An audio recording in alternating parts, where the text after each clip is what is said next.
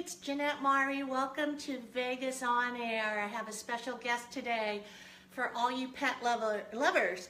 I have Wendy Nickell. She is a nutritionist for people and pets, but today we are going to specialize on pets, and there's a lot of pet lovers out there, I know it. And so welcome, Wendy. Thank you. How are you today? Great. I'm excited to be here for my first live event. Good. Yay. We're happy to have you. Wendy is a functional nutrition researcher. She is certified by CNHP, CNP, LMT. What do those mean, Wendy? I'm a certified nutrition health practitioner, a certified nutrition practitioner, and a licensed massage therapist. Ah. Yeah. Okay. Massaging people. Yeah, massaging people. Pets ever? Yeah. No, there's lots of, I just pet them a lot. Okay, that's nice. All right, and you have a special message today that's very important to you. Yeah. And as a pet lover, I feel it's very important to get your message out there. And so I think the main thing you want to talk about is commercial pet food, because that's what the majority of us go out there and buy. So what do you want to tell us about what is in commercial pet food? I really want to make known that there's a lot of hidden information and a lot of unknown information. When people see a label on a commercial pet treat or a bag, they're trying to do their research and make sure that what they're getting in the bag is healthy for their animal, and it's usually not. So I really want to bring awareness to that and make sure that people really understand what's in it. They do quite a job with the packaging. Yes, and that's something to look past. And I'm a sucker for that. Yeah, well, they make them look good. Yeah. And then advertising on TV too is really good too. You know, the nice, healthy looking wolf on the, bouncing across the field it looks like it's a healthy animal. And that's not at all what's inside. I go into what the facts are and what the science is on how does the ingredients in the package, what's in there that helps the animal to heal or not. So I look at facts and science. So are you telling us that most commercial pet foods have things that are not right for our pets? Yes, they have some very harmful things. And I even brought a couple of examples here. Oh no, I give this to my dogs all the time. Yeah, we used to, when I was growing up, we did the same thing. Yes, all day long. Yes. Milk bone. So I'd like to What's in explain it? some of the things that are really bad. Wheat allergens, which is a cheap protein, and it doesn't need to be in there. So a lot of times this will cause itching or fur problems or a lot of shedding. So there's a lot of, and digestive issues. So a lot of times the pet owners don't know that what they're giving their pets is causing them harm. So I just want people to know that this is just a couple of examples of a couple things. There's BHA, which is a chemical. That doesn't need to be in there. It does nothing to nourish the pet and help the pet to thrive. Our poor babies. Yeah, so it's really Another important. popular one. This is popular. There's red 40 in here, so again, it can cause some What is allergic that? reactions. What's that ingredient? It's just a color to make us red. humans. Okay. Yeah, make us humans think that we're giving a really fun treat to our animal. And the propylene glycol is something I really want to bring awareness to. That's a problem. I posted this on my Nutrition Works of Las Vegas page so that you can see what the ingredients are. And that is an ingredient that's an antifreeze. That's pretty scary. It's used to hold moisture inside the product, and it does nothing to benefit the animal. So again, look at the labels. It's important that we read them. Let's read the labels, people. Yes, but understand too, more than anything, that the label is only going to tell you so much information. So I really want people to know that where a manufacturer sources their ingredients is really important. And also, how long has it been on the shelves? How was it transported? It's usually been transported in heat, and it's on the shelves, not fresh, when you go to the big box store, or if you go even to the boutique or to the grocery store, wherever it is you go to purchase the food, it's probably not fresh, which means it's not nutrient dense.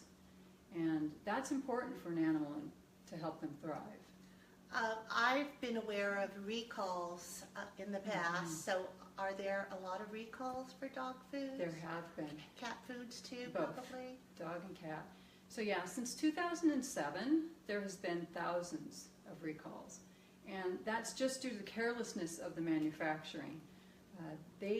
That doesn't need to happen. It doesn't have to happen. But they recall the food because an animal has actually been either killed or has That's so sad. has gotten very seriously ill. And sometimes people have gotten sick from handling the commercial food too. Wow. We don't always hear about it, unfortunately, just because there's so many. The mainstream media doesn't get it out there. So a lot of people aren't aware if their food has been recalled or not. So yes, go online. You can find out if your pet food has been recalled or not. But know that there's more than just whether or not something's been recalled. You really want to understand where the manufacturers get their food, how they handle it, how they process it, what are all the ingredients that go in it. It's not always going to be on the label. So I invite people to contact me if they have questions about a bag that they have or a treat or something they're feeding if they're not sure. So I'm here to do help. you suggest that we start making our own pet foods from?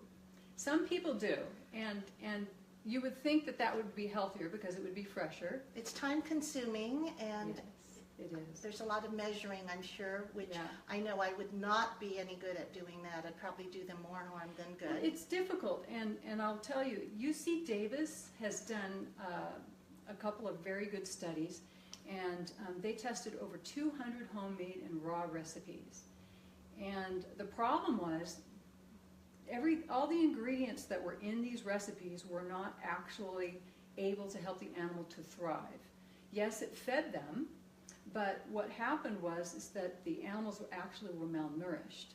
So Wow. yeah, so you would think you're doing the right thing, but there needs to be probiotics in the food, there needs to be essential fatty acids, there needs to be fiber, and all of these ingredients, of course meat, there needs to be certain ingredients in certain ratios that need to be in a specific scientific ratio and conglomeration in order to make it work well for the animal to thrive. And again, for a lot of us loving parents of pets, we don't really have the time or the skills or the knowledge to do that. So what's our alternative? So there's things to be proactive on. And I like to make things easy. I actually started doing a lot of research and found out that Dr. Jane Bix is a veterinary nutritionist. Okay. And she actually really got on board and really figured out that there were a lot of animals that were malnourished because they were being fed commercial food. So she said, I think I can do this better. So she did the science, and she actually formulated some foods, both for cats and dogs, and she saw these animals thrive. And for long term, they've done really well. And for over 20 years, she's been working on formulating foods and has had a very rewarding business. So she has her own brand. Yes. And what's the name of it? Yeah, it's Life's Abundance. Life's Abundance. And they carry that where? You can get it here at wendynickell.com, so that's my name. If you could see that. Yeah. Okay.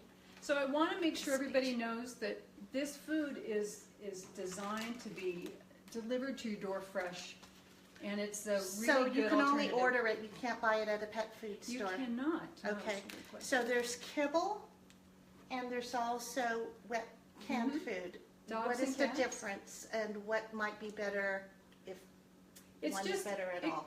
Yeah, for some animals, for an elderly animal, for example, one that might have some issues with teeth or gums, Yeah. the canned is great. These are all designed to be worked together, so they work synergistically. If a pet parent wants to combine a kibble and a can, that's very healthy. So if they just want to do kibble, they can do that too. There's So also, that's okay, totally fine to just do like kibble their whole life, or just can their whole life? Well, They it's don't have to mix it up, or do you suggest they do? I think it's good to mix it up because it's variety. Just like humans, we like variety, and animals do too. And so, and for example, if there's an animal that needs a medication that's already on a medication, it's easier to give the medication in a soft food versus a dry food. True. So Yeah. there's all kinds of tricks. You know, Dr. Biggs has thought of a lot of things in formulating the food, and so she really did design it so that it could help. So Dr. Biggs owns Life Abundance, and she has treats as well then, Yes. healthy treats, Yes. I take it. And they can go online and order this. And it's shipped fresh to They your can door. go to your website, Yeah. Wendy Nickell, Nickell.com. And she is a nutritionist for people and pets, but today our main focus are pets because sometimes they're better than people. But is there anything else? There's a foundation you wanted to talk about. Yes, I wanted to talk about Dr. Jane's Foundation. So my husband won't let me work at an animal rescue because he knows I'll probably want to bring them home. Me too. So I'm giving back by actually supporting this company, and I'm proud to be part of it. I chose to be a rep for the company because Dr. Jane has a foundation, and a portion of every sale goes towards small animal rescues. So I'm very happy to be part of that and spreading the message. If there are any rescue groups that need help or need funding, I don't know many that don't, she's actually taking applications, and you can contact me directly at Nutrition Works of Las Vegas on Facebook, and I can respond to you and get an application in your hands. And you can go on the site to wendynickell.com and look at the foundation and check out. Yeah, either site they'll get to you. Yeah. So it's really a great thing. I'm happy to be part of it. Okay, that's wonderful what you're doing. Any last messages you want to get out there? Oh, I think just mainly, I know so many people do their own research, and I can't stress this enough. Just make sure that when you do go do your research, talk to a veterinary nutritionist. So vets have somewhat limited knowledge, but if they know nutrition, they should be specializing in veterinary nutrition, and they're the ones that understand the science of really what it takes an animal to heal. So that's really important. And then the universities too. I can't remember if I mentioned that or not, but a university site is where you should be gathering your information if you really want to know about the ingredients and what's helpful for a pet to heal.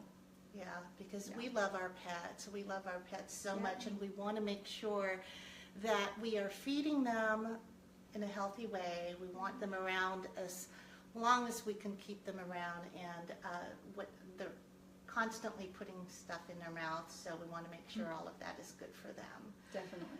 So I learned a lot today. I hope you all got a lot out of this as well. And again, I want to thank Wendy Nickell for joining us today with a really important message.